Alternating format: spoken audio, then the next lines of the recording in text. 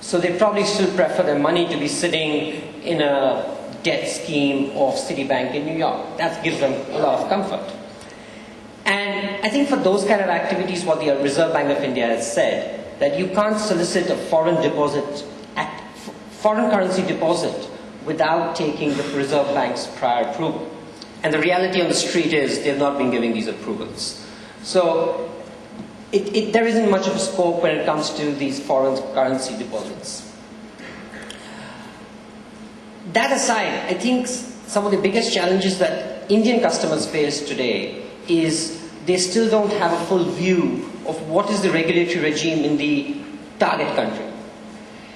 So, for example, what are rules of insider dealing? What are rules of unfair market practices?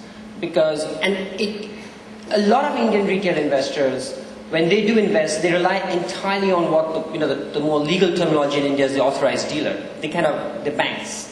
So if it's ING Vysya, it's Citibank, they kind of act as gatekeepers. And the clients go to them and say, okay, here is the $100,000, just take care of me. And you typically have your private banking business or the wealth management business who would look after the client. But probably what's lacking, and so you'd be the best place, is there's some lack of education with the Indian investors today as to what the rules could be in investing in a Luxembourg listed fund, which is probably the most popular funds. Actually, just on that, I mean, we're talking about education of investors. Before you get to investors, you have to educate the advisors. And I guess maybe for you, what sort of education or research is available to the advisors in India to be able to invest overseas? I think there are